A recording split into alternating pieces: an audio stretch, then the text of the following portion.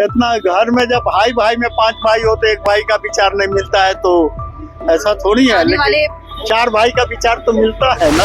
हम इंडिको जो है ये रिजाइनेशन कर दिए, इसलिए कि वो केवल झूठ का वादा करता है। भेदभाव उसमें चरम सीमा पर है और भ्रष्टाचार के लिए आप खुद 5 लोग विरोध कर रहे हैं और 5000 साथ है, तो अब आप खुद बोलिए। और जो विरोध कर रहे हैं वो उसी सीट से विधानसभा का चुनाव लड़ते हैं, तो अब आप बताइए, किसी को अपनी कुर्सी में खतरा दिखेगा तो विरोध करेगा ही।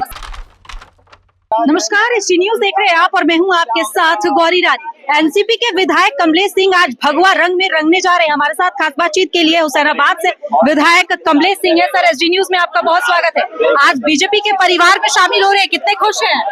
क्या गर्व की बात है कि हम देश के सर्वोच्च पार्टी के सदस्य के रूप में शामिल होने जा रहे हैं। मेरे लिए खुशी की बात है। चुनाव से पहले दल बदलना क्या संकेत देता है?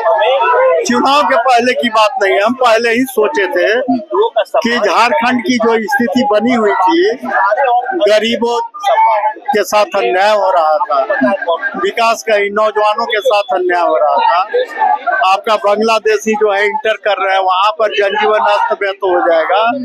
सभी कुछ देखते हुए निर्णय लिया गया कि नहीं, हम लोग भारतीय जनता पार्टी में शामिल होकर अब विकास को आगे बढ़ाएं। 2019 झारखंड विधानसभा चुनाव में आप इंडिया गठबंधन हेमंत सोरेन को समर्थन करते हैं, लेकिन 2024 में अब जब चुनाव होने झारखंड विधानसभा के, तो ऐसे में आप बीजेपी में शामिल हो गए। नहीं, हम 1.5 साल हो गया, हम इंडिको जो है ये रिजाइनेशन कर दिए हैं, इसलिए कि वो केवल झूठ का वादा करता है।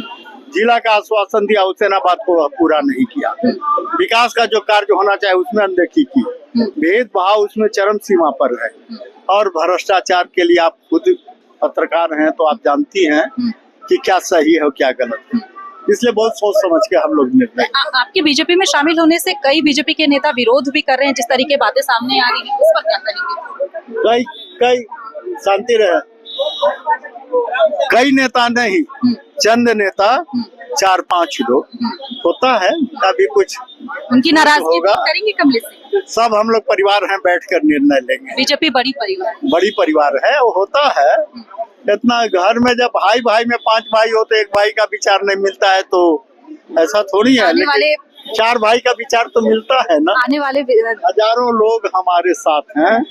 अब आज देख लीजिए, पर्व छोड़कर सब लोग आए। बिल्कुल, हजारों के समर्थक के साथ आप आज राजधानी रांची पहुंचे हैं, बीजेपी का दामन थामने जा रहे हैं। ऐसे में आपके शामिल होने के बाद एनडीए कितना मजबूत होगा? लोकसभा में बहुत अच्छा रिजल्ट नहीं रहा एनडीए का, तो ऐसे में विधानसभा चुनाव हम लोग का जो कर्तव्य है उसको पूरा करेंगे और जो भी बीजेपी का आदेश होगा उसको पूरी शक्ति से अपने क्षेत्र में लागू करेंगे। देखिए, हमारे साथ इस वक्त बात कर रहे थे एनसीपी के विधायक कमलेश सिंह, जिन्होंने आज बीजेपी का दामन थाम लिया है।